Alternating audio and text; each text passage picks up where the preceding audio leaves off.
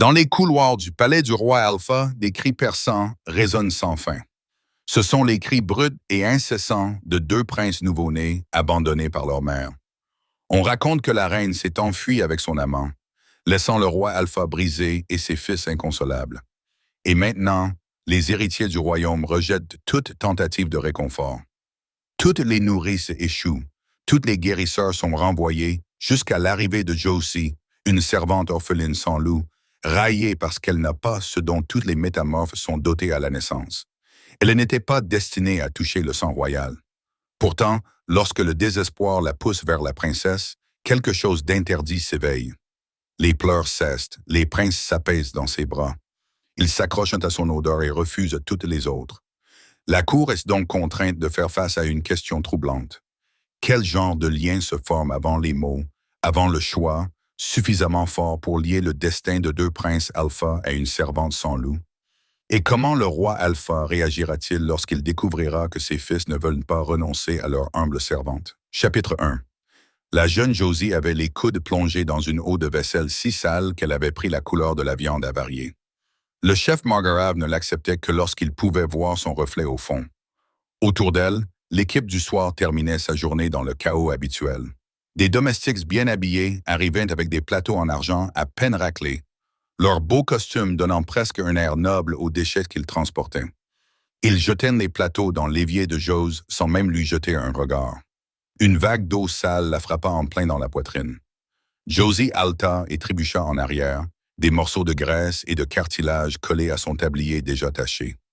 Elle leva instinctivement les yeux, une petite partie stupide d'elle-même s'attendant encore à des excuses. Mais le domestique s'était déjà détourné, riant d'une remarque de son compagnon. « Tu entends ces chiots de l'aile est maintenant, sans arrêt. Le roi n'a pas dormi. Chut, pas ici. » Ils disparurent par la porte, tandis que Josie expirait lentement et retournait à sa casserole. « Un jour, murmura-t-elle pour elle-même. Un jour, tout le monde verra ce qu'il a vu en toi. »« À qui parles-tu? » La voix retentit dans la cuisine, et Josie sentit son estomac se nouer. Elle se retourna et vit Norma debout dans l'embrasure de la porte, son tablier propre et impeccable, contrairement à celui de Josie. À 10 ans, Norma avait 2 ans de moins que Josie, mais elle avait un loup. Cela faisait toute la différence. « Personne, » répondit rapidement Josie. Elle garda les yeux fixés sur la casserole qu'elle tenait dans ses mains, frottant plus fort, même si le cuivre brillait déjà.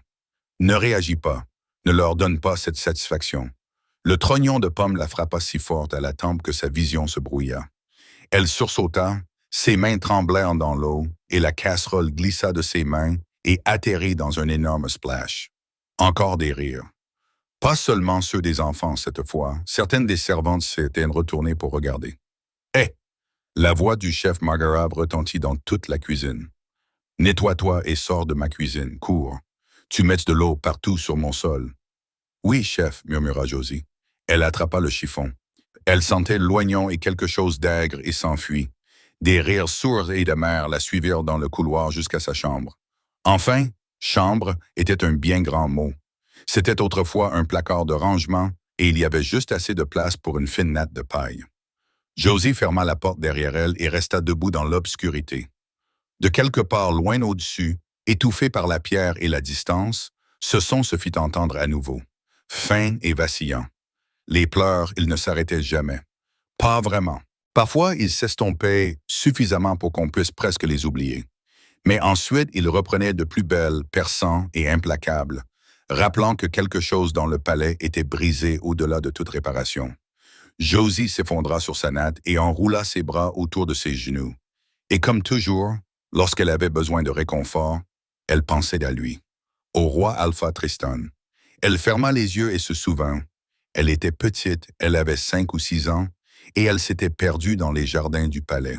Et puis il était apparu, grand et doré dans la lumière de l'après-midi, vêtu d'une tenue de chasse en cuir. Il s'était agenouillé dans l'herbe à côté d'elle, et sa voix était si douce. Qu'est-ce que c'est un petit agneau perdu? Il l'avait soulevée comme si elle ne pesait rien, l'avait installée contre sa poitrine et l'avait portée lui-même jusqu'aux cuisines. Elle se souvenait du visage blême de Paula lorsqu'elle avait vu qui portait Josie. Elle se souvenait du sourire de Tristan et de ses paroles rassurantes. lui promettant de la protéger et de lui trouver une place ici malgré son état. Même à l'époque, Josie avait compris ce qu'il voulait dire, bien qu'elle n'ait pas de loup. « Le roi t'a sauvé », murmura Josie dans l'obscurité. « Le roi t'a sauvé ». C'était la preuve qu'elle n'était pas inutile, quoi qu'en disent les autres. Si un roi voyait en elle une valeur, alors peut-être n'était-elle pas rien. Ses pensées dérivèrent, sans qu'elle le veuille, vers la crise qui consumait le palais depuis des semaines maintenant. La reine Nzarine était partie. La compagne du roi Alpha l'avait abandonnée, lui et leur petit. Certains disaient qu'elle avait pris un amant. Jos serra les poings. Comment avait-elle pu? Comment quelqu'un pouvait-il abandonner le roi Tristan et ses pauvres bébés privés de mère? Les pleurs semblaient soudain plus forts. Ou peut-être que Josie y était simplement plus attentive. Comment n'avait-elle pu faire ça à un homme aussi bon? Josie murmura au mur. Et à ses bébés. Aucune réponse ne vint. Il n'y en avait jamais eu. Chapitre 2. Aujourd'hui, Paula était chargée du petit déjeuner. Josie le sentit dès qu'elle entra dans la cuisine. Les autres domestiques gardaient leur distance. Paula avait cet effet sur les gens. Elle n'élevait pas la voix. Elle avait simplement une façon de regarder les gens qui leur rappelait les bonnes manières. Deux servantes se tenaient à proximité, faisant semblant de couper des légumes, mais clairement plus intéressées par les commérages. Ma sœur travaille dans l'aile familiale. L'une d'elles disait que cela rendait tout le monde fou. Les nourrices travaillent maintenant par roulement de 4 heures, car au-delà, elles se mettent elles-mêmes à pleurer. La conversation s'est arrêtée, mais Josie en a entendu la fin. Pas de mère pour les réconforter. À quoi s'attendait-elle? « Tu es en retard, dit Paula sans lever les yeux. Lave-toi les mains. Josie obéit. Une boule de pâte l'attendait, et elle y plongea les mains avec gratitude. Les pleurs étaient moins forts ici. Le monde était supportable. Puis la porte s'ouvrit brusquement. Une femme en uniforme de nourrice entra en titubant dans la cuisine, sa coiffe de travers. « Paula, » allaita la femme. « Paula, s'il te plaît, tu dois m'aider. » Paula posa sa pâte et s'essuya les mains sur son tablier. « Reprends ton souffle, Mara. » Mais Marla ne reprit pas son souffle. « Les princes, dit-elle d'une voix cassée, ils n'arrêtent pas de crier. Nous avons tout essayé, tout. Mais ils continuent de pleurer et rien ne les calme. Ils continuent encore. Cela fait maintenant 4 semaines que la reine est partie. Silence. Paula s'écria. Elle se retourna vers Mara et saisit les épaules de la femme. « De quoi avez-vous besoin? Vous allaitez encore, n'est-ce pas? » Les mains de Marla agrippèrent les manches de Paula. « S'il vous plaît, nous avons besoin de quelqu'un pour essayer. » Les nourrices ont toutes échoué. Le roi est furieux. Il menace de renvoyer tout le personnel si nous n'y parvenons pas.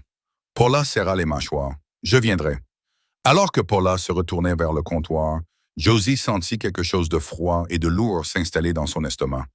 La matinée agréable était terminée. Paula allait partir et Josie se retrouverait à nouveau seule. À moins que... « Je peux venir? » Les mots sortirent avant que Josie ne puisse les retenir. Paula se retourna, un sourcil levé. « Quoi? Je peux venir avec toi? Je peux t'aider. Je peux aller chercher ce dont tu as besoin. Des linges propres, de l'eau ou tout ce dont les bébés ont besoin. » Paula l'observa longuement. « Elle peut porter mes affaires, dit Mara. Mais nous devons nous dépêcher, s'il vous plaît. » Paula soupira. « D'accord, mais tu restes silencieuse et tu ne touches à rien à moins que je te le dise. » Elles quittèrent la cuisine en courant presque, suivant Mara à travers les couloirs réservés aux domestiques et montant 3 étages jusqu'à l'aile familiale. Josie n'était jamais allée aussi loin dans le palais auparavant. Les couloirs étaient plus larges ici, les sols en marbre poli au lieu de pierre brute. Mais elle le remarqua à peine, car à chaque pas qu'elle faisait vers la nurserie royale, les pleurs devenaient plus forts. Ce n'étaient pas des pleurs normaux. C'était autre chose. Quelque chose de brut, de désespéré et d'absolument inconsolable. Le son s'insinua sous la peau de Jos et s'installa dans ses os. Lorsqu'elles arrivèrent à la porte de la nurserie, les mains de Jos tremblaient. Mara poussa la porte. 2 berceaux trônaient au centre d'une pièce par ailleurs magnifique, sculptée dans du bois sombre et drapé de soie. Et dans ces berceaux, 2 petits corps se tordaient et hurlaient avec un désespoir vif. 3 nourrices se blottissaient près de la fenêtre, le visage hagard. Elles se verrent à peine les yeux lorsque Paula entra. « Ils ont été nourris, » dit l'une d'elles d'une voix morne. « Changés, burpés, bercés, rien ne marche. 4 heures, ajouta une autre nourrice, les yeux rougis. 4 heures, puis quelqu'un d'autre prendre le relais. Au-delà, on commence à les entendre même quand ils sont calmes. Paula s'approcha sans un mot du berceau le plus proche. Elle souleva l'un des bébés, petit, le visage rouge, agitant ses petits poings, et le blottit contre sa poitrine. « Chut !» murmura-t-elle en le berçant doucement. « Chut, petit prince !» Le bébé cria encore plus fort. Paula essaya de l'allaiter. Il détourna le visage en pleurant. Elle essaya de le bercer, de lui chanter une chanson. Rien ne changea. Dans l'autre berceau, son frère hurlait en harmonie. Les pieds de Joss se mirent à bouger sans qu'elle le veuille. Elle traversa la pièce dans un état second. Elle arriva au deuxième berceau et regarda la petite créature furieuse qui s'y trouvait. Tout son corps tremblait sous la force de ses cris. Josie tendit donc la main vers le berceau et posa sa main sur la poitrine haletante du bébé. Il s'immobilisa. Ses yeux s'ouvrirent, grands, sombres et surpris. Il fixa Josie comme s'il n'avait jamais vu personne d'autre dans sa courte vie. Elle ne réfléchit pas. Elle ouvrit simplement la bouche et se mit à chanter. C'était la berceuse que Paula lui chantait quand elle était petite. La seule chanson que Josie connaissait par cœur. Sa voix était faible et peu entraînée, mais la respiration du bébé ralentit. Son petit poing se déroula et chercha son doigt. Et dans le berceau derrière elle, les cris du deuxième jumeau cessèrent. « Comment ?» commença Mara, mais elle ne parvint pas à terminer sa question. Pour la première fois en 4 semaines, la nurserie royale était complètement, incroyablement silencieuse. Chapitre 3. La nurserie était devenue si calme que Josie pouvait entendre le tic-tac de l'horloge sur la cheminée. « Enfin !» souffla Mara, puis plus fort. « Tu es charmante, ma fille. » Une des autres nourrices s'approcha. « Pendant 4 semaines, nous avons tout essayé. Des nourrices, des berceuses, rien n'y faisait. Et vous venez d'arriver et Josie les entendait à peine. Elle ne pouvait détacher son regard des jumeaux. Des longues cils de Veto qui projetaient des ombres sur ses joues rondes, de la bouche en bouton de rose de Théon, relâchée dans son sommeil. Il l'aimait, elle le savait. Ces êtres parfaits, royaux, absolument précieux l'aimaient sans condition, sans jugement. Pour la première fois depuis que le roi l'avait porté hors du jardin, il y a tant d'années, Josie se sentait choisie. « Pouvez-vous la ramener demain matin ?» demanda Mara à Paula. « S'il vous plaît, » répondit Paula, le regard fixé sur Josie, l'expression indéchiffrable. « Oui, dit-elle finalement. « Nous reviendrons. » Et une année passa comme l'eau entre les doigts. Une année à suivre Paula 3 fois par jour dans les couloirs réservés aux domestiques, à se glisser dans la nurserie royale comme un secret. Mara et Paula avaient essayé de garder secrète l'implication de Joss. Les autres nourrices avaient juré de se taire, mais après 1 an, les chuchotements suivaient Josie partout où elle allait. Le roi lui-même ne pouvait pas les calmer, avait dit un jour un domestique. Mais une file de cuisine sans loup le peut. J'ai entendu dire qu'il hurlait dès qu'elle quittait la pièce, avait répondu son ami. C'est contre nature, voilà tout. Personne ne pouvait expliquer pourquoi 2 princes royaux viendraient chercher une inconnue, une fille sans importance, une fille qui n'avait même pas de loup. Même si Josie se moquait des murmures, le roi l'avait sauvée une fois, lui avait donné une place dans son palais. Et maintenant ses fils avaient besoin d'elle, l'avaient choisie. Elle avait Veto et Théon, et eux l'avaient-ils. Le soleil matinal venait juste de dépasser les tours orientales lorsque Josie et Paula se glissèrent dans la nurserie. Dès que la porte s'ouvrit, 2 petites têtes apparurent dans leur berceau commun. Veto la vit le premier. Son visage s'illumina et il poussa un cri de joie pure, sautillant et frappant des mains contre les barreaux du berceau. Théon se joignit immédiatement à lui, sautant et babillant avec excitation. Le cœur de Joss se gonfla si soudainement qu'elle en eut mal.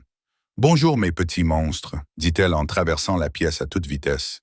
Elle se pencha par-dessus les barreaux du lit et embrassa le sommet de leur tête.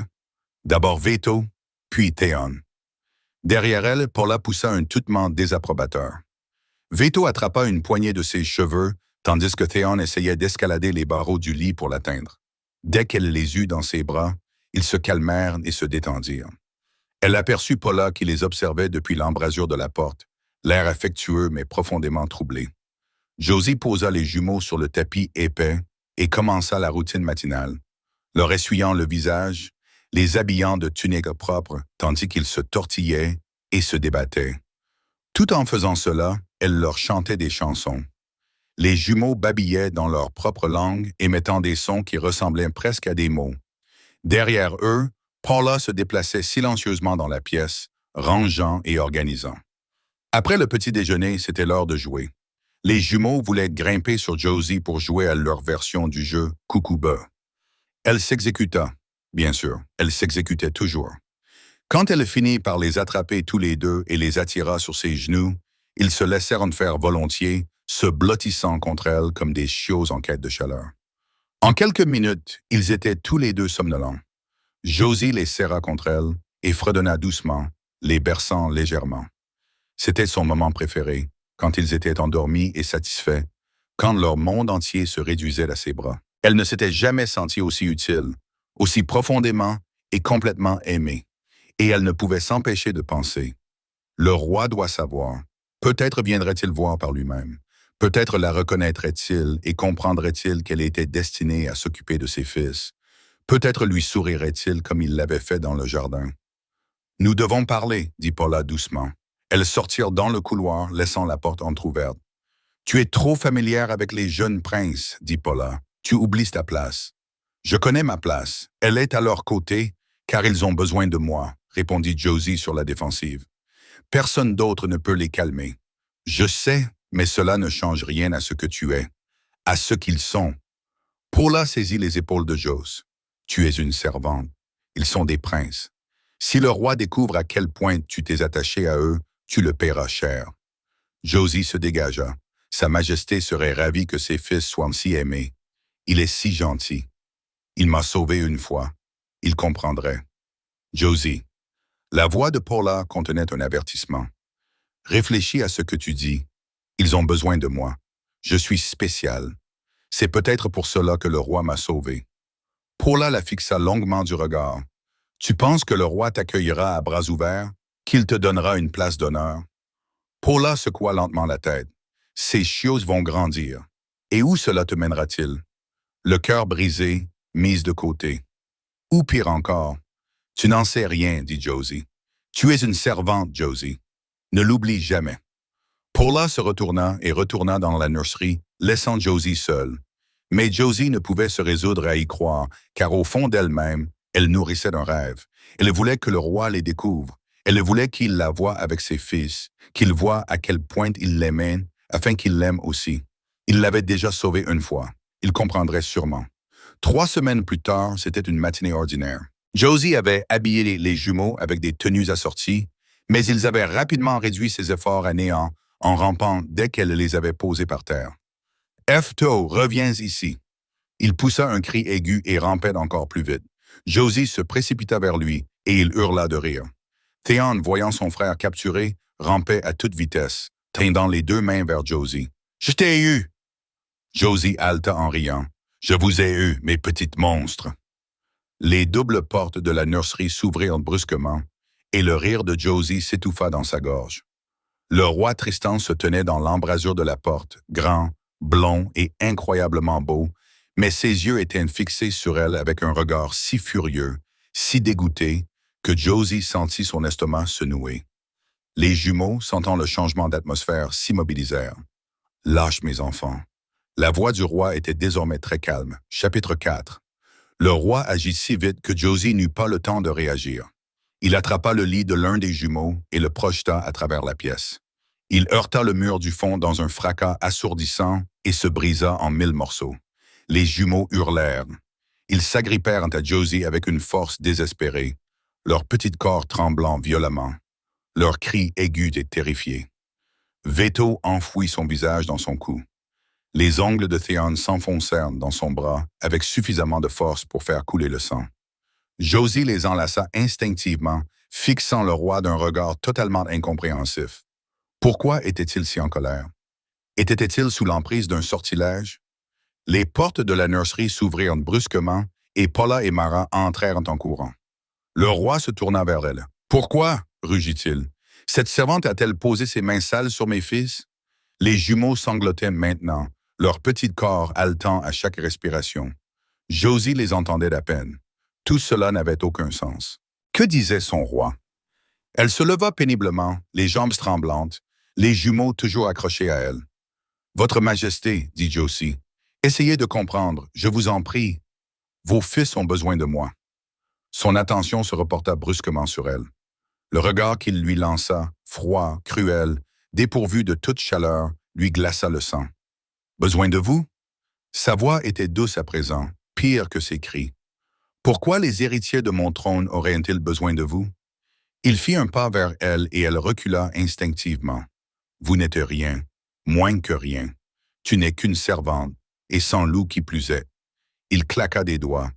Alors retire tes sales mains de mes fils. Paula et Mara semblèrent sortir de leur paralysie. Sire, Paula a dit que cette fille avait une sorte d'affinité avec les enfants. Je veillerai à ce qu'elle se souvienne de sa place, mais peut-être faudrait-il la faire partir d'ici.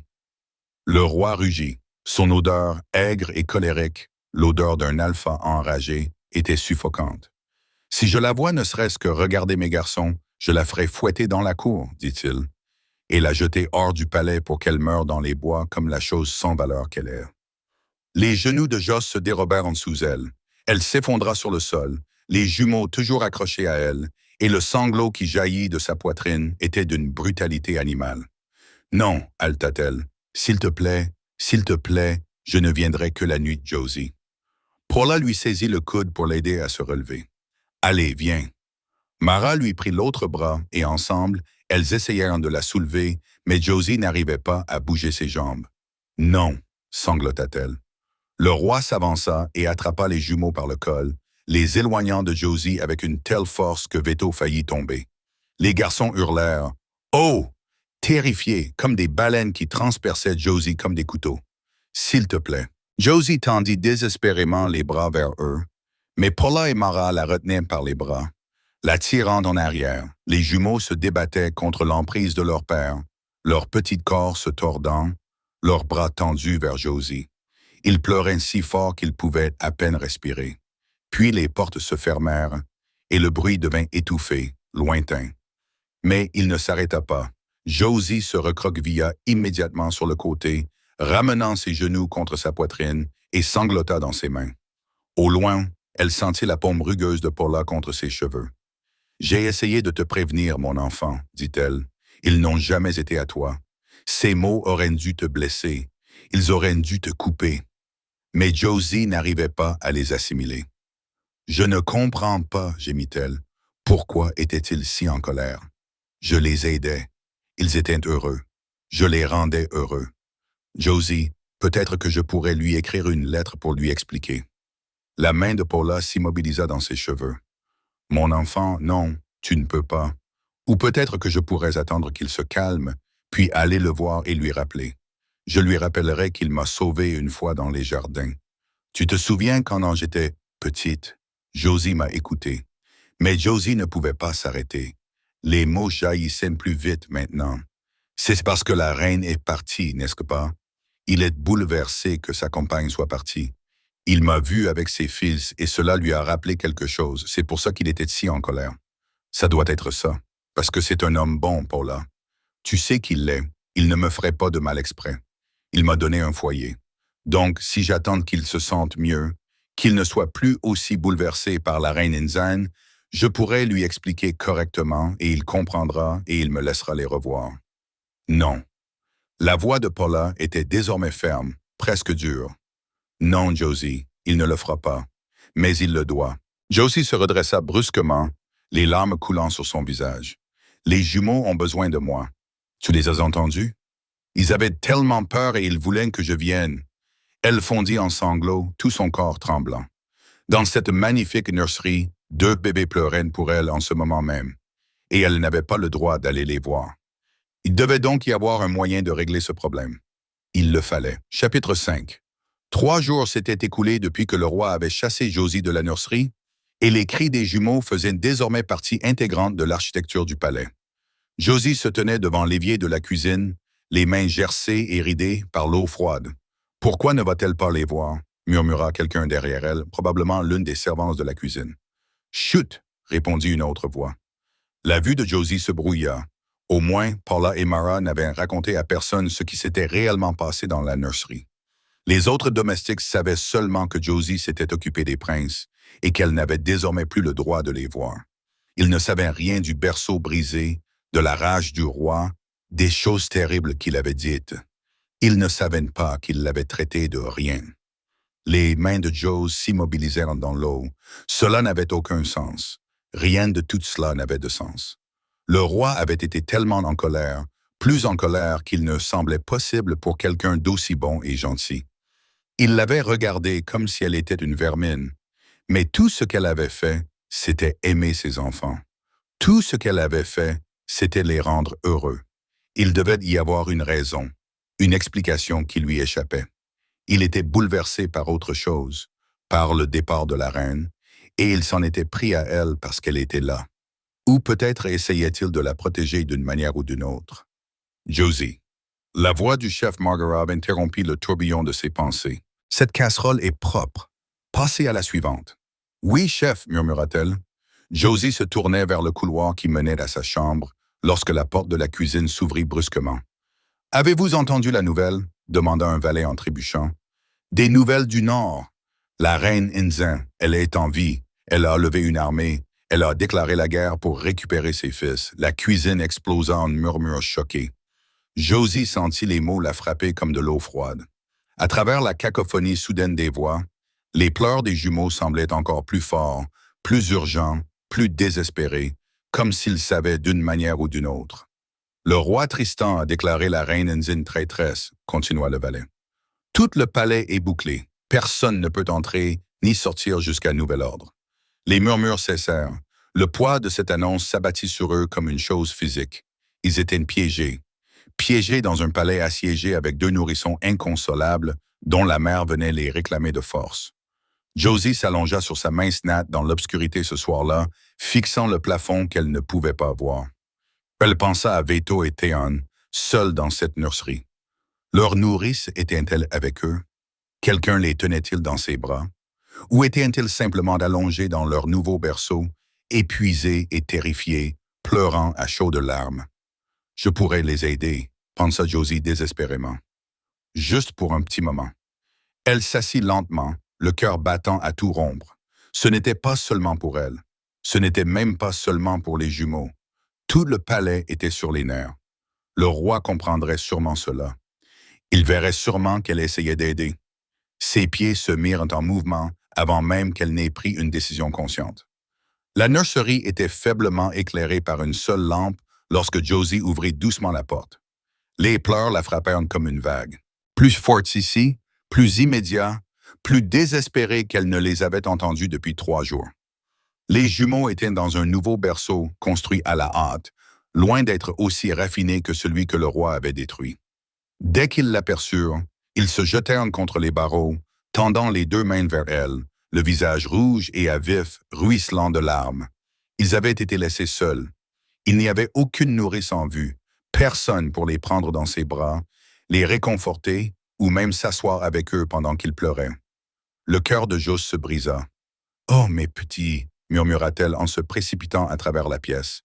Elle les prit tous les 2 dans ses bras, plus lourds maintenant, solides, chauds et tremblants, et ils s'accrochèrent à elle avec une force désespérée. Ils pressèrent leur visage contre ses épaules et son cou et poussèrent de petits gémissements qui étaient en quelque sorte pires que les cris. « Chut !» murmura-t-elle en les berçant doucement. « Chut maintenant !» Les pleurs cessèrent, les jumeaux s'affaissèrent contre elle, leur petit corps s'affaissant de fatigue. En quelques instants, leur respiration s'était calmée. Ils étaient endormis, profondément endormis, probablement pour la première fois depuis longtemps. Josie les serra contre elle, les larmes coulant sur son visage. Elle savait qu'elle ne devait pas s'attarder. Elle avait fait ce qu'elle était venue faire. Les jumeaux étaient calmes et endormis. Elle devait partir maintenant, avant que je ne vous prévienne. Josie se retourna, le cœur battant à tout rompre. Le roi Tristan se tenait dans l'embrasure de la porte, flanqué de 2 gardes du palais. Sa rage n'était plus explosive comme auparavant. Elle était désormais froide, maîtrisée. « Vous voyez bien, » dit Josie désespérément, « je peux les aider. »« Emmenez-la, » dit le roi aux gardes. Des mains rugueuses saisirent les bras de Josie tandis que d'autres s'emparaient des jumeaux. Ils la traînèrent vers la porte. Derrière elle, Les jumeaux s'agitèrent et se remirent à pleurer, poussant des cris effrayés et confus. « Je vous en prie! » Josie se débattit dans les bras des gardes, essayant de voir les jumeaux une dernière fois, mais ils l'entraînaient déjà dans le couloir. Le donjon était froid et sombre, et sentait la moisissure et la peur ancienne. Les gardes jetèrent Josie dans une cellule sans ménagement. « Le roi a donné son ordre, » dit-il d'un ton neutre. « Vous serez pendu pour trahison à l'aube. » Un son s'échappa de sa gorge. Elle avait 13 ans. Elle n'avait toujours voulu qu'aider, aimer et être aimée. Quoi était-ce une trahison? Josie rampait jusqu'au coin de la cellule et se recroquevillait sur le côté. Elle s'était trompée depuis le début. Le roi n'avait jamais été gentil. Il ne l'avait jamais sauvée. Elle avait construit tout un fantasme autour d'un homme qui n'existait pas. Et maintenant, elle allait mourir pour cela. Chapitre 6. À un moment donné, la terreur brute s'était transformée en quelque chose de plus supportable, une acceptation vide et engourdie. Josie allait mourir. C'était tout simplement un fait. Elle était maintenant assise, le dos contre le mur, les genoux repliés contre sa poitrine, attendant. Puis vinrent les pas légers et les petits gémissements. Joss releva brusquement la tête. Elle rampait vers les barreaux. Lorsqu'elle les atteignit, deux petites silhouettes apparurent dans la faible lumière des torches. Des louveteaux, minuscules, duveteux, trébuchant sur des pattes qui semblaient trop grandes pour leur corps. Leur fourrure était sombre et ils ne pouvaient pas être plus grands que des chats domestiques. Joss retint son souffle. « Veto, murmura-t-elle. Théon, que vous est-il arrivé? » Les louveteaux virèrent son visage et leurs gémissements se transformèrent en jappements excités. Ils se bousculèrent pour l'atteindre, leurs petites pattes glissant sur le sol en pierre. Veto pressa son petit nez contre les barreaux et se mit à lui lécher les doigts. Théon se pressa à côté de lui, essayant de coincer toute sa tête entre les barreaux. Une larme coula sur la joue de Joss. Ils avaient changé, mais ils étaient beaucoup trop jeunes, incroyablement jeunes. Même Josie savait que les enfants ne changeaient pas avant l'âge de 8 ou 9 ans. Le plus jeune dont elle avait entendu parler avait 4 ans. Les jumeaux n'avaient même pas 2 ans. « Tu étais trop stressé, n'est-ce pas? » murmura Josie. Théon essaya de passer à travers les barreaux, mais son corps potelé de chiots resta coincé à mi-chemin. Malgré tout, Josie sentit un rire monter en elle. « Vous êtes ridicules, » leur dit-elle. Tous les deux. Le nez de Veto remua. Il avait capté une odeur de l'autre côté du couloir. Il se précipita dans cette direction, fit 3 pas, puis ses pattes s'en mêlèrent et il roula sur le sol, le museau par-dessus la queue. Théon bondit à sa suite, trébucha sur ses propres pattes et lui rentra directement dedans. Les 2 chiots roulèrent et finirent leur course contre un tabouret haut. Le cœur de Joss bondit. Là, sur le tabouret, quelque chose de métallique brillait à la lumière de la torche. Des clés. Et à côté du tabouret, ce qui avait attiré Veto, un morceau de croûte de pain. « Le pain » appela Josie frénétiquement. « Prenez le pain. » Les 2 chiots se précipitèrent dessus. Ils se lancèrent dans un tir à la corde endiablé, tombant sur le côté et heurtant le pied du tabouret. Le tabouret vacilla. « Oui, encore », encouragea désespérément Josie. Mais les chiots avaient déjà oublié le pain, préférant se battre et japper. Josie poussa un cri aigu. Les 2 chiots se figèrent et la regardèrent. « Venez ici, » leur dit-elle. Ils se dirigeaient envers elle, mais Veto fut distrait par sa propre queue. Théon enfonça son museau dans une fissure du sol. Josie poussa un nouveau cri aigu. Théon bondit vers sa cellule, puis changea de direction en apercevant la croûte de pain. Il l'attrapa et la secoua violemment. Veto se précipita pour la lui voler. Ils se percutèrent à nouveau près du tabouret. Le tabouret se balança dangereusement. Les chiots lâchèrent le pain et essayèrent de grimper l'un sur l'autre. Théon fut projeté et heurta le pied du tabouret. Le tabouret bascula. Les clés volèrent dans les airs et tombèrent sur le sol en pierre dans un grand fracas. Les chiots sursautèrent, puis s'approchèrent pour examiner cette nouvelle chose intéressante. Veto essaya de ramasser le trousseau de clés. Il était trop lourd. Il le laissa tomber en secouant de la tête. Théon les frappa d'une patte. Elles tintèrent. Il les frappa à nouveau, plus fort. Elles glissèrent sur le sol, s'éloignant de Josie. Non, non, par ici. Josie tendit désespérément la main à travers les barreaux. Les chiots se battirent juste au-dessus d'elle, indifférents aux supplications de Joss. Puis Veto s'empêtra la patte dans le trousseau de clés. Il paniqua et commença à reculer. Les clés traînaient derrière lui, tintant bruyamment. Il recula directement vers la cellule de Joss. Théon attrapa l'autre extrémité du trousseau de clés entre ses dents et tira dans la direction opposée. Ils se déplacèrent de manière chaotique sur le côté, rapprochant lentement les clés de Josie. « Oui, oui, continuez », encouragea Josie. Vito donna un coup particulièrement violent. Les dents de Théon glissèrent et il tomba en arrière, directement vers la cellule. L'élan fit également avancer Vito. Les deux chiots et les clés finirent en tas juste devant la cellule de Joss.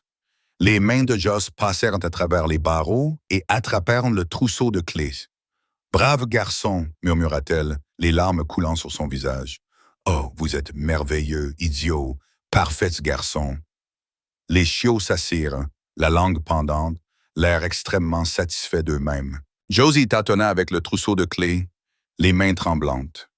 La première clé ne rentrait pas. La deuxième clé ne rentrait pas. Les chiots commencèrent à se toiletter mutuellement.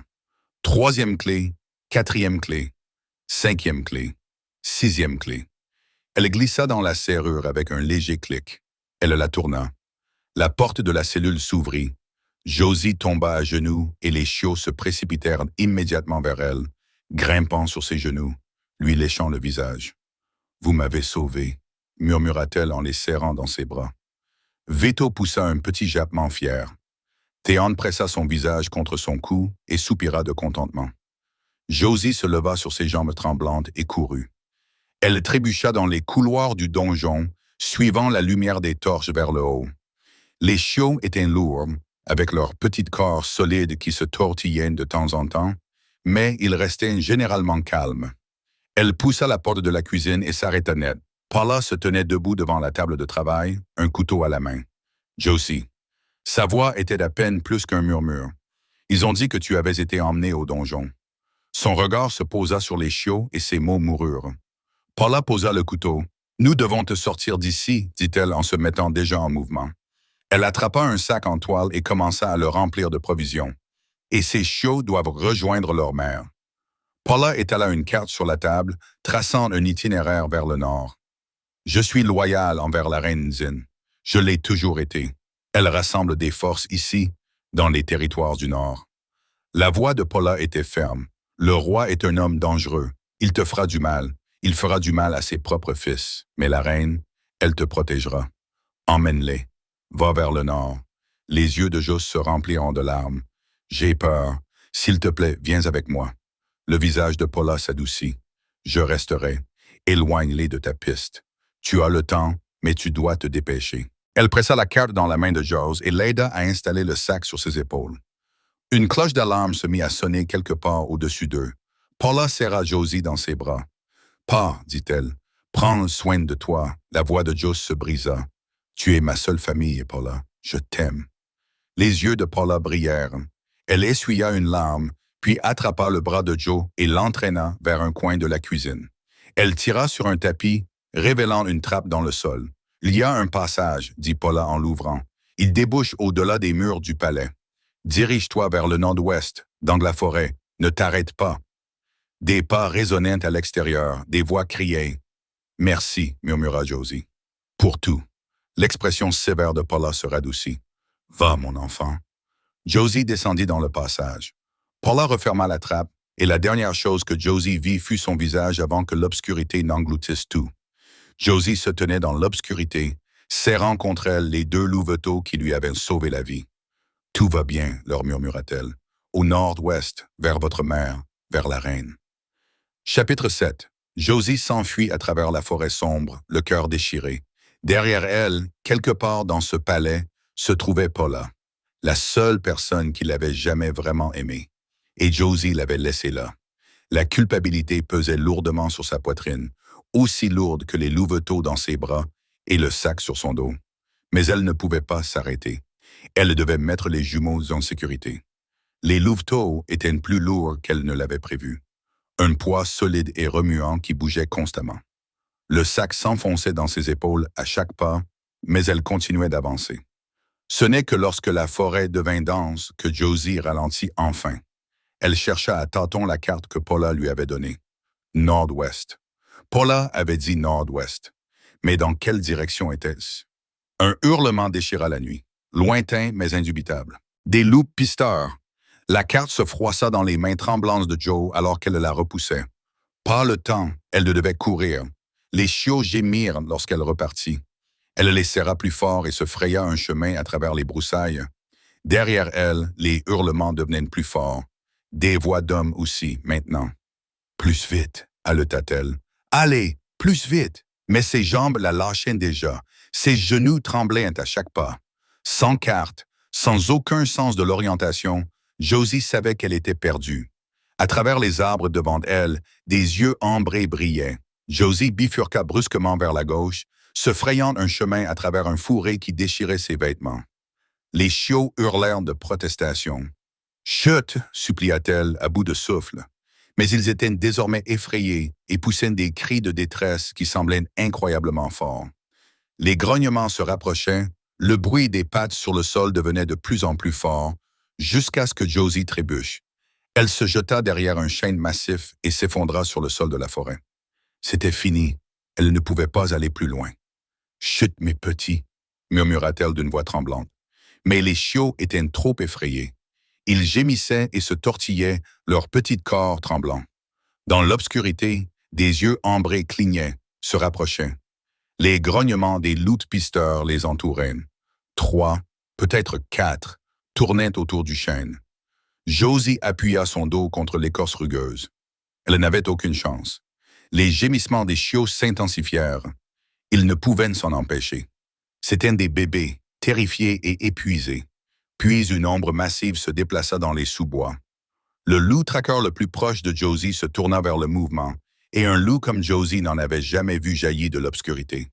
Il était énorme, facilement 2 fois plus grand que les traqueurs du palais, avec un museau balafré. Il percut le premier traqueur avec une force suffisante pour l'envoyer valdinguer. L'attaque était sauvage, impitoyable. Un autre traqueur bondit sur son dos, mais il le secoua, l'envoyant s'écraser contre un arbre, dans un craquement écœurant. Josie se pressa plus fort contre le chêne, les yeux écarquillés de terreur. Les gardes du palais surgirent des sous-bois, l'épée à la main. Un loup solitaire, tuez-le. Le loup solitaire se dressa et poussa un hurlement qui sembla faire trembler les arbres. Les gardes trébuchèrent en arrière, leurs épées vacillant. Le loup solitaire se mit à 4 pattes et chargea. Les gardes se dispersèrent, s'écrasant dans les sous-bois. Puis le silence revint. Les loups pisteurs étaient soit morts, soit enfuis.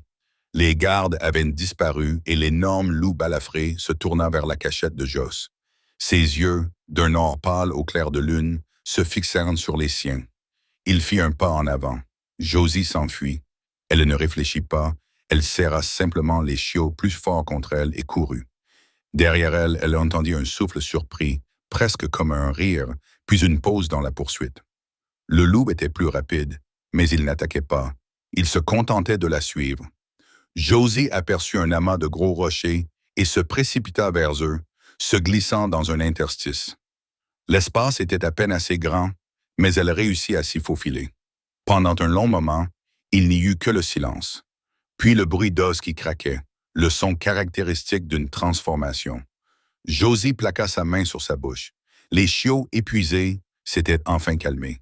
« Eh bien, » dit une voix masculine grave, teintée d'amusement, « c'est une façon de remercier quelqu'un de t'avoir sauvé la vie. » Josie ne répondit pas. La voix continua sur un ton désinvolte. « Ces loups du palais étaient sur le point de te mettre en pièces, petite. Je ne peux pas dire que j'ai déjà vu quelqu'un s'enfuir avec autant d'enthousiasme après avoir été secouru. » Il y eut un bruissement de tissu. Il s'habillait.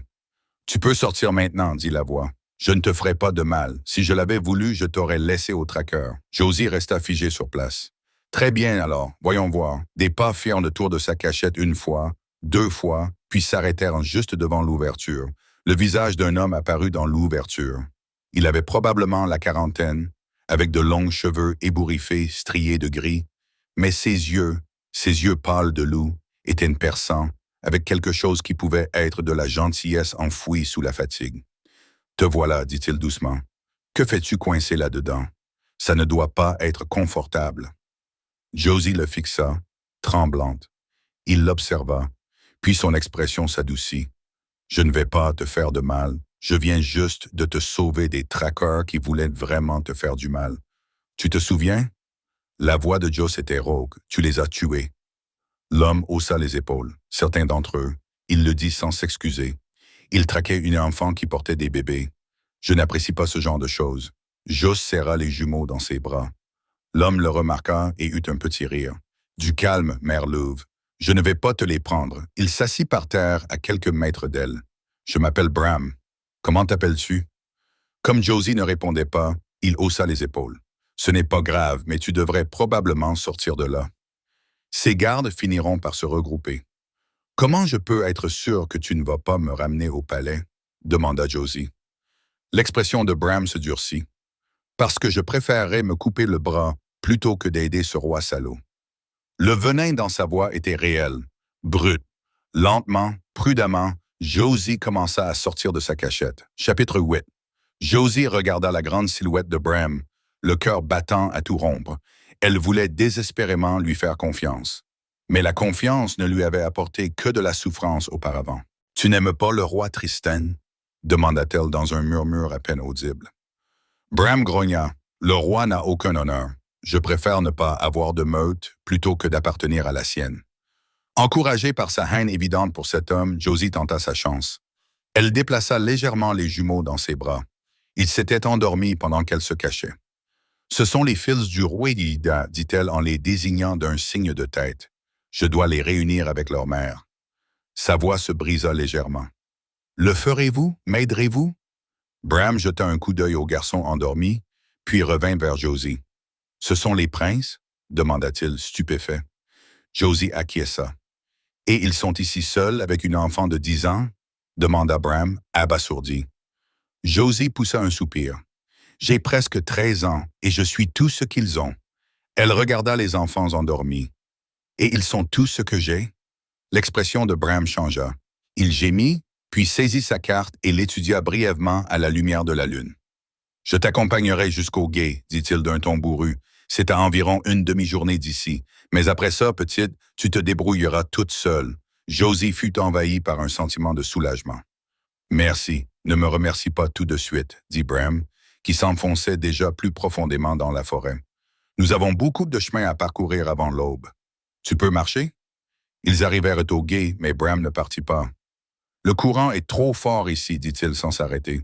Nous devrons remonter le courant, encore quelques heures. » Ces quelques heures se transformèrent en une journée entière, puis en une autre. « Il y a un village près d'ici, » annonça Bram le troisième matin. « Ce sont des sympathisants de la royauté. Nous devrons le contourner. Cela ajoutera un jour, peut-être 2. » À la fin de la première semaine, Bram ne les avait toujours pas quittés. Josie cessa de se poser des questions. Elle accepta simplement que Bram reste, du moins pour l'instant. Les jours se succédaient dans un rythme presque paisible. Bram lui apprit à poser des pièges correctement. La nuit, il dormait dans une formation qui semblait sacrée. Bram s'étirait dans sa forme massive de loup. Josie, le dos contre son flanc chaud, et les 2 chiots blottis contre son ventre. Un matin, Josie regarda avec horreur Vito découvrir un piège à lapin que Bram avait posé. Le petit chiot s'en approcha prudemment, puis bondit. Le piège s'est immédiatement refermé et Vito s'est retrouvé empêtré dans la corde et les bâtons. Il a poussé un cri et s'est débattu. Théon s'est précipité pour l'aider et s'est rapidement empêtré lui aussi. En quelques secondes, les 2 chiots formaient une boule de fourrure et de corde qui glapissait et se roulait par terre. Josie s'est précipitée, mais Bram était déjà là, agenouillé avec une patience surprenante. Ses grandes mains balafrées ont démêlé doucement les nœuds, libérant d'abord un chiot, puis l'autre. « Doucement, petit guerrier, » murmura-t-il. « Vous avez vaincu le redoutable piège de corde.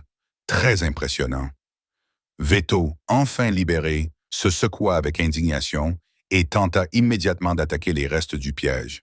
Les lèvres de Bram tremblèrent. Il jeta un coup d'œil à Josie, qui s'efforçait de ne pas rire. « Ils vont détruire tous les pièges que je pose, n'est-ce pas? » demanda-t-il. « Probablement, » admit Josie. Bram soupira. Cette nuit-là, après que les jumeaux se furent endormis, Bram jeta un autre bâton dans le feu. « Nous atteindrons les contreforts demain, dit-il. Après cela, il nous faudra peut-être encore 3 jours pour atteindre les territoires du Nord. » Le cœur de Joss se serra, et ensuite, Tu partiras. Bram ne répondit pas immédiatement. Il remua le feu, faisant jaillir des étincelles. J'ai quitté la meute de Tristan quand il a banni mon frère, dit-il finalement, d'une voix basse. Mon frère a été blessé lors d'une des guerres du roi. Il a reçu une blessure qui n'a jamais complètement guéri. Il ne pouvait plus se transformer correctement. Il secoua la tête. Tristan a dit qu'il était trop faible. Josie l'observait à la lueur du feu, voyant la douleur sur son visage. J'aurais dû partir avec lui ce jour-là, continua Bram. Mais je suis resté, me disant que j'étais un homme d'honneur. Quelques semaines plus tard, j'ai trouvé mon frère mort. Il leva les yeux vers Josie, le regard féroce. Si j'étais parti quand mon frère avait besoin de moi, il serait encore en vie aujourd'hui. Les yeux de Josie brûlaient. Le roi Alpha détruit tous ceux qu'il juge indignes, dit Bram d'une voix rauque. Mais je ne laisserai pas cela t'arriver. Je ne laisserai personne te faire du mal, ni à toi ni à ces garçons. Josie le croyait. Va dormir, dit Bram. Nous avons une longue marche devant nous demain. Elle était sur le point de s'endormir lorsque le premier hurlement résonna à travers les arbres. Josie ouvrit brusquement les yeux. Bram se leva instantanément. Mets-toi derrière cet arbre. Prends les chiots et les provisions. Restez baissés. Josie attrapa le sac à dos et prit les 2 chiots dans ses bras. À travers les arbres, elle pouvait voir des ombres bouger. Des loups pisteurs, au moins 4, et des gardes armés de torches et d'épées. Bram se précipita et se jeta sur le premier loup pisteur avant qu'il ne puisse entrer dans leur campement. Le combat fut brutal. L'un des gardes réussit à passer et se dirigea droit vers Josie. Sans réfléchir, Josie lui lança les braises mourantes. Les charbons ardents se dispersèrent sur son visage et il hurla. Bram se jeta sur lui en un instant, enfonçant sa branche dans la poitrine de l'homme. Les autres s'enfuirent, mais Bram poussa alors un gémissement de douleur qui glaqua le sang de Josie. Elle se précipita hors de sa cachette derrière l'arbre. Bram était tombé à genoux, une main pressée contre son flanc. Du sang coulait entre ses doigts, sombre et abondant. Josie dit d'une voix forte, « Ça ne guérit pas. » « Pourquoi ça ne guérit pas? » Bram répondit entre ses dents serrées, « Empoisonné, qu'est-ce qu'on fait? » Bram essaya de se redresser, mais n'y parvint pas. « Il y en aura d'autres. Ils auront entendu le combat. Nous devons partir. Tu dois te reposer. Ce n'est pas sûr ici. » Il essaya à nouveau. Nous continuons à avancer. Josie le fixa du regard. « D'accord, dit-elle, d'une voix plus assurée qu'elle ne l'était en réalité. Nous partons, mais je t'aide à marcher. » Bram agrippa son bras et se releva. Il vacilla et Josie se prépara à supporter son poids. Ensemble, ils avancèrent en titubant dans la forêt sombre. Ils allaient y arriver. Ils le devaient. Chapitre 9. Ils avancèrent en titubant sur un terrain qui s'était enfin aplani, rocailleux et clairsemé, mais heureusement dégagé après des semaines passées dans la forêt dense. Bram marchait à côté de Josie, s'appuyant lourdement sur son épaule. Chaque pas semblait lui coûter, son visage était gris de douleur et d'épuisement. Mais ils étaient si près maintenant. Elle leva les yeux et vit s'étendre devant elle la large vallée. Un immense campement. Des dizaines de tentes en toile, des feux de cuisine envoyant de la fumée noire dans le ciel gris. Des silhouettes se déplaçant avec détermination entre les structures. Une armée. « Bram, dit-elle d'une voix cassée, je crois que nous y sommes. » Bram leva la tête avec un effort visible. Ils avancèrent pas à pas, dans une agonie totale. Le camp était en pleine effervescence. Des soldats affûtaient leurs armes, des forgerons martelaient leurs forges, des éclaireurs faisaient leur rapport. Au début, personne ne les remarqua. « À l'aide! » cria Josie, la voix brisée. « Aidez-nous, s'il vous plaît! » Quelques soldats jetèrent un coup d'œil dans leur direction, mais continuèrent leur chemin. « S'il vous plaît! » cria Josie, mettant toute la force qui lui restait dans sa voix. D'autres têtes se tournèrent. Les gens commencèrent à remarquer cette fille sale qui soutenait un homme ensanglanté et des louveteaux. À ce moment-là, les jambes de Bram lâchèrent complètement. Il s'effondra, entraînant Josie dans sa chute. Ils heurtèrent violemment le sol rocailleux. Bram ne fit aucun bruit, ne bougea pas. Soudain, des gens se précipitèrent vers eux. Des soldats, des ouvrières du camp, une femme vêtue d'une robe de guérisseuse. Les 2 louveteaux se précipitèrent vers Josie en gémissant de peur. Une femme aux cheveux grisonnants s'agenouilla à côté de Bram et le retourna sur le dos. Elle jeta un regard perçant à Josie. « Que s'est-il passé, mon enfant ?» demanda-t-elle. Josie répondit précipitamment. « Nous avons été attaqués par l'armée du roi Tristan. Bram les a repoussés, mais l'un des gardes avait une lame empoisonnée. » La femme examina la blessure de Bram, écartant sa chemise imprégnée de sang. « Je dois trouver la reine, » dit Josie désespérément. « Les jumeaux ont besoin que quelqu'un aille le chercher, Sa Majesté, » dit la femme par-dessus son épaule. Un soldat partit en courant. « Comment t'appelles-tu, jeune fille? »« Josie, » répondit-elle. « Je m'appelle Pandra. Je vais aider ton ami. » Des soldats arrivèrent avec une civière en toile et y déposèrent Bram avec précaution. Ses yeux étaient fermés, son visage était livide, mais sa poitrine continuait de se soulever et de s'abaisser. Pendant ce temps, Pandra jeta un coup d'œil aux chiots jumeaux. Il était inhabituel de se métamorphoser si jeune. Josie les serra contre elle de manière protectrice. Ils sont spéciaux. Avant que Pandra n'ait le temps de répondre, une voix féminine puissante se fit entendre au milieu de la foule rassemblée. « Que signifie tout cela ?» demanda-t-elle. La foule s'écarta. La reine apparut. Josie sut immédiatement qui elle était, grande, majestueuse et belle, même vêtue d'une tenue de combat. Ses cheveux noirs étaient tirés en arrière en une tresse sévère. Son regard balaya la scène, puis se posa sur les deux louveteaux blottis contre les jambes de Jos. La reconnaissance et l'incrédulité se reflétèrent sur son visage. Elle porta la main à sa bouche, les yeux remplis de larmes. Puis elle se mit à courir. Elle tomba à genoux et prit les deux louveteaux dans ses bras. « Mes bébés !» sanglota-t-elle. « Mes bébés, vous êtes revenus vers moi. » Elle les serra contre elle et pleura, tout son corps tremblant. Les chiots se blottirent contre elle, leur queue remuant légèrement. Ils reconnurent instantanément l'odeur de leur mère. Tout le camp était devenu silencieux. « Qui ?» Elle s'écarta, la voix chargée d'émotion. « Qui vous a ramené vers moi ?» Josie se retrouva soudainement visible lorsque le regard de la reine se posa sur elle. Son visage devint livide. « Vous, » murmura-t-elle. La peur parcourut le dos de Jos. « Ils étaient perdus sans vous, » dit-elle précipitamment. « J'ai essayé de les protéger. Je suis désolée si j'ai fait quelque chose de mal. » Nzarin s'approcha d'elle et prit le visage de Josie entre ses mains. Son toucher était chaleureux, prudente. Ses yeux étaient remplis de larmes. « Tu m'as ramené mes fils, » dit Nessen, la voix tremblante. « J'ai essayé, » parvint à répondre Josie. De près, Josie pouvait voir les mains de la reine trembler. Elle voyait la façon dont ses yeux scrutaient le visage de Jos avec une intensité qui frôlait la faim. La reine la serra dans ses bras. Josie se raidit sous le choc, mais la reine la serra avec le même soulagement désespéré qu'elle avait montré à ses fils. « Merci » murmura Nézorin contre les cheveux de Jos. Lorsqu'elles se séparèrent, Inzin garda ses deux mains sur le visage de Jos. « Comment t'appelles-tu, mon enfant ?» demanda-t-elle d'une voix tendue. « Josie ?» La reine tressaillit comme si ce nom l'avait frappée. « Josie » répéta-t-elle. « Quel âge as-tu, Josie ?»« 13 ans, je crois. » Inzaren ferma brièvement les yeux. Lorsqu'elle les rouvrit, ils étaient remplis de larmes. Elle serra à nouveau Josie contre elle et déposa un baiser sur son front. Derrière elle, Pandra les appela d'un ton pressant. « Votre Majesté, l'homme blessé, nous devons l'emmener immédiatement à la tente de soins. » Inzin s'écarta, mais garda une main sur l'épaule de Jos. « Qui est-il » demanda-t-elle. La voix de Jos se brisa. « Bram, il nous a aidés, il nous a protégés. » Une détermination farouche passa sur le visage d'Inzin. « Emmenez-le à mon guérisseur personnel, » ordonna-t-elle. « Utilisez tout ce dont vous avez besoin.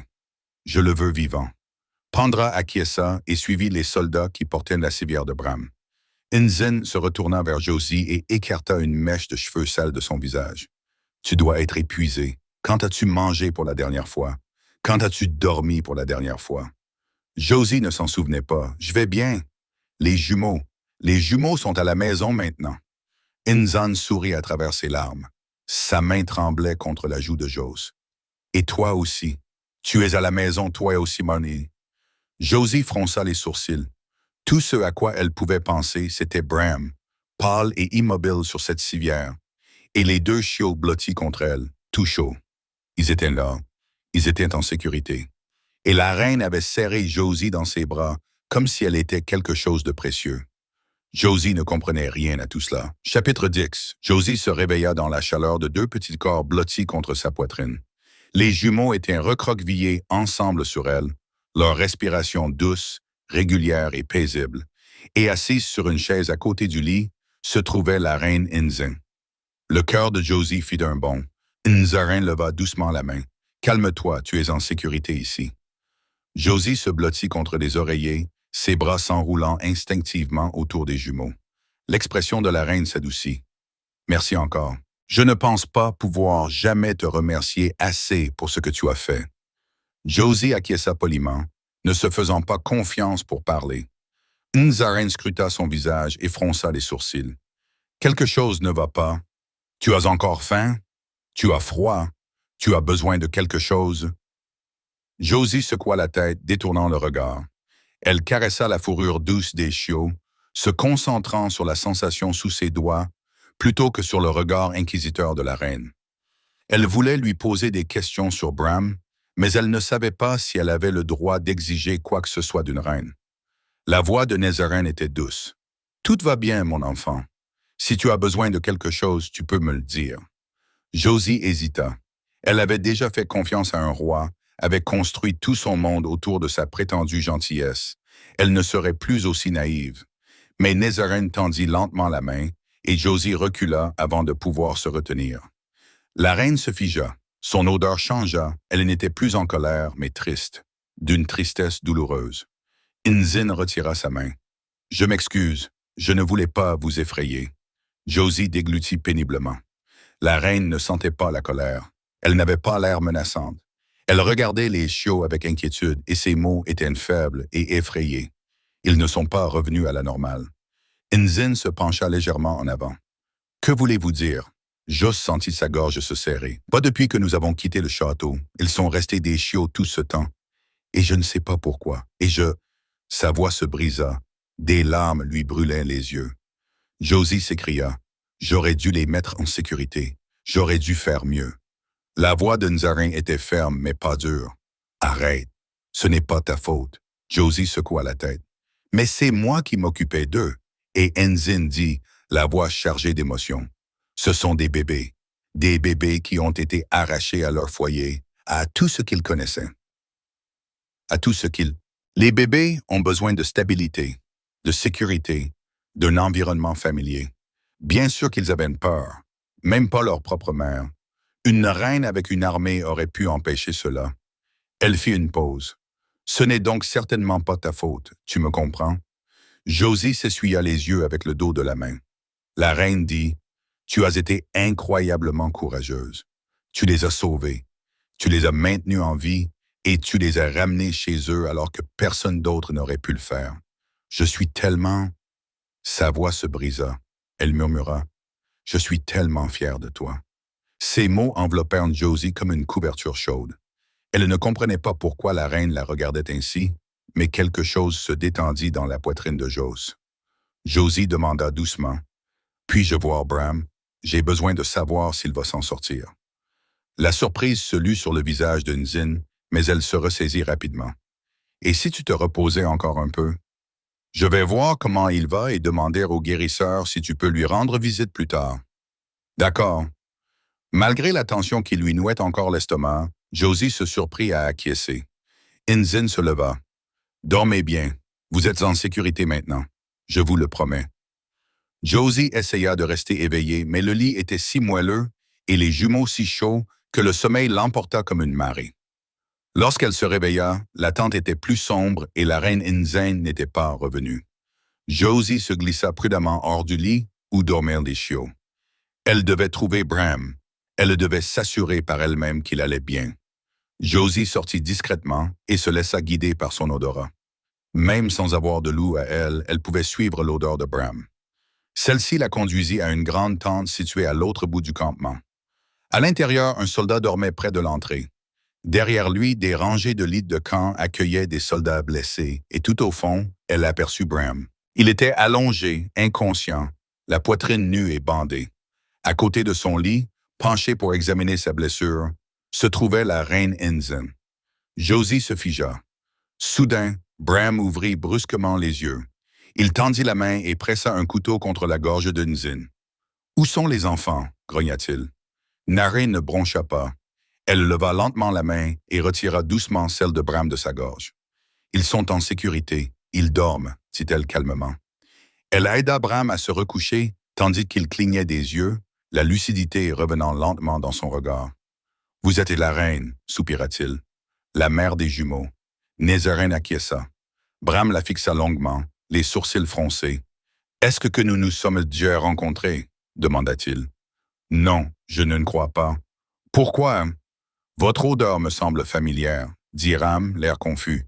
Puis il sembla se rappeler qu'il était allongé dans un lit, après avoir menacé la reine avec un couteau.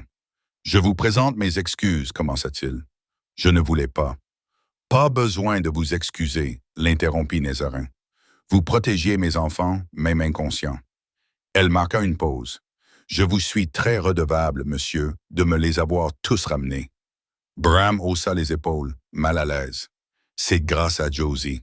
C'est elle qui les a faites sortir du palais. Elle les a mises en sécurité. C'est une enfant courageuse. » Nézaren se raidit visiblement à ces mots, même si son expression resta neutre. « Oui, acquiesça-t-elle. Elle l'est. » Bram scruta le visage de la reine. « Que comptez-vous faire d'elle » demanda-t-il. « Que voulez-vous dire ?» Bram se redressa pour s'asseoir malgré la douleur évidente que cela lui causait. « Elle vous a ramené vos petits. C'est formidable. Je suis heureux pour vous. Mais maintenant, qu'est-ce qui va lui arriver ?» Jos retint son souffle. Elle se pressa contre la paroi de la tente, le cœur battant à tout rompre. « Je n'ai pas de l'intention de la renvoyer auprès du roi, si c'est ce que tu te demandes, » dit Nzin. « Je suis ravi de l'entendre, ma chérie, » rétorqua Bram. « Mais il y a une différence énorme entre ne pas être envoyé à la mort et être correctement prise en charge. Ce n'est qu'une enfant. Elle aura besoin d'être guidée. »« Guidée » répéta Nin. « Tu vois ce que je veux dire ?» Bram croisa son regard. « Quelqu'un pour veiller sur elle, prendre soin d'elle. »« Je vous assure que l'enfant sera bien traité, » dit Nézaren en détournant le regard. Bram soupira. « D'accord, mais cet enfant a traversé beaucoup d'épreuves. Il ne s'agit pas seulement de lui donner à manger et un toit. »« Que voulez-vous dire » demanda Nzin à voix basse. « Je pourrais la prendre, » dit Bram en la regardant à nouveau dans les yeux. « Prendre soin d'elle, je le ferai. » Jos porta la main à sa bouche pour étouffer un cri de surprise. « Tu veux faire ça » demanda Nzin, visiblement ému. Bram se tortilla mal à l'aise. « Eh bien, quelqu'un doit le faire. Autant que ce soit moi. » Naren resta silencieuse pendant un long moment. Quand elle prit enfin la parole, sa voix était douce mais ferme. « C'est très gentil de ta part, » dit-elle. « Vraiment, mais je ne peux pas l'accepter. Josie restera ici avec moi. »« Pourquoi » Bram fronça les sourcils. « Lui avez-vous seulement demandé si elle... parce qu'elle est à moi ?» Nzaren l'interrompit. Bram la regarda bouche bée. « Josie est ma fille, » continua Nzaren. Depuis sa cachette, Josie sentit le monde basculer. « Vous êtes sérieux, n'est-ce que bon ?» balbutia Bram. « Tu as dit toi-même que mon odeur te rappelait quelqu'un, » fit remarquer Nézin doucement. Les yeux de Bram s'écarquillèrent lorsqu'il comprit. « Tu veux dire que Josie est une princesse et que c'est pour cela que tu as la même odeur qu'elle » confirma Nézaren. « Oui, répondit-elle. Une princesse, la fille aînée et l'héritière du roi Tristan, qu'il a rejetée dès qu'il a découvert qu'elle ne pouvait pas se transformer. » Josie tituba en arrière, appuyant sa main contre la paroi de la tente pour se soutenir. Le roi qu'elle idolâtrait. C'était son père. Quand Josie est née sans loup, cela m'était égal. Je l'aimais. Nzaren disait qu'elle était belle, qu'elle était mienne. Mais Tristan, dit-elle d'une voix dure. Tristan était furieux. Il a exigé que notre fille soit tuée, disant qu'elle était défectueuse, une honte. Josie ne pouvait plus respirer. Je l'ai supplié de lui laisser la vie sauve. Nzaren poursuivit. Je lui ai dit que j'essaierais de lui donner des petites métamorphes, que je continuerais d'essayer, mais seulement s'il la laissait vivre. « Et il a accepté » demanda Bram. « Oui, répondit Nzaren d'une voix brisée. Mais pour que je reste docile, il me l'a enlevé. Josie, mon bébé. » De nouvelles larmes coulaient sur son visage. Je n'avais pas le droit de la tenir dans mes bras, de l'allaiter, ni même de la voir. Pas avant de lui avoir donné un héritier. Son véritable héritier, expliqua la reine à travers ses larmes. J'ai été prisonnière dans mon propre palais pendant 12 ans. J'ai subi fausse couche après fausse couche, alors que ma fille vivait quelques étages plus bas et que je ne pouvais même pas lui parler. Bram jura, salaud, ce salaud absolu. Mais cela ne suffisait pas, dit Nessin d'une voix creuse. Lorsque les jumelles sont nées, lorsque je lui ai enfin donné ce qu'il voulait, il ne m'a toujours pas laissé les voir. J'ai alors compris qu'il n'avait jamais eu l'intention de tenir sa parole, qu'Elodie. Elle fit d'une pause, prit une inspiration et se corrigea, que Josie n'était pas en sécurité, qu'aucun de mes enfants n'était en sécurité. J'ai donc essayé de m'échapper avec les trois. Je me suis fait prendre. La voix de Nzin était monocorde. Tristan m'a fait arrêter pour trahison, il allait me faire exécuter devant toute la cour. Mais ceux qui m'étaient fidèles, des serviteurs comme Paula, m'ont aidé à m'échapper. Le cœur de Jos se serra en entendant le nom de Paula. Je me suis enfui vers ma famille, ma vieille meute. Nzan a terminé, rassemblé une armée, déclaré la guerre. Pas pour le trône. Je me fiche du trône, mais pas de mes enfants. Le silence s'installa. Josie trébucha en arrière, laissant tomber sa main de la paroi de la tente, et se retourna pour courir, mais elle ne fit que quelques pas avant qu'une main ne l'attrape doucement par l'épaule. Josie, elle se retourna. Nzin se tenait là, les larmes coulant sur son visage. Leurs regards se croisèrent. « Est-ce vrai? » demanda Josie. Nzin acquiesça, et Josie se mit à pleurer, de grands sanglots déchirants s'échappant de sa poitrine. « Tu dois continuer à te battre, » dit-elle. « Tu dois l'arrêter. Pour Paula, pour tous ceux qui l'a blessé. Je le ferai, jura Nzrin. Je te le promets. » Josie se jeta dans ses bras. La reine la rattrapa, la serra contre elle, et elles pleurèrent toutes les deux. Pour les années qu'elles avaient perdues, pour la cruauté qu'elles avaient endurée, pour le sacrifice de Paula, pour tout ce qui leur avait été volé, mais aussi pour le fait impossible que, malgré tout, elles s'étaient retrouvées. Épilogue. Bram se remettait lentement mais sûrement, et Josie lui rendait visite tous les jours. Au début, elle venait seule, se glissant dans la tente de guérison pour s'asseoir à côté de son lit et lui raconter des histoires sur les jumeaux. Mais au fil des jours, elle remarqua qu'elle n'était pas toujours sa seule visiteuse. Un soir, alors que le soleil déclinait et peignait les parois de la tente d'une couleur ambrée, Josie s'approcha de la tente de guérison et trouva Nezin déjà là. La reine était assise à côté du lit de Bram, les manches retroussées, déballant soigneusement les bandages autour de son torse. Bram observait son visage avec une expression que Josie n'avait jamais vue chez lui auparavant.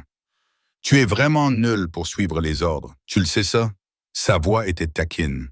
Nzan dit quelque chose trop bas pour que Josie puisse l'entendre, et Bram éclata d'un rire qui le fit pleurer. « Je suis presque sûr de t'avoir dit d'arrêter de t'agiter et de laisser les guérisseurs faire leur travail, dit-il là. Et je suis presque sûr de t'avoir dit d'arrêter d'être si têtu. » Bram lui saisit doucement le poignet. « Je suis sérieux, Votre Altesse. Vous n'avez pas besoin de le faire. Je le veux. » Leurs regards se croisèrent et se fixèrent, l'air entre eux s'épaississant d'une atmosphère chaleureuse et attendrie. Josie se sentit soudain comme une intruse. Un sourire se dessina sur ses lèvres alors qu'elle se détournait. Elle retrouva les jumeaux exactement là où elle les avait laissés.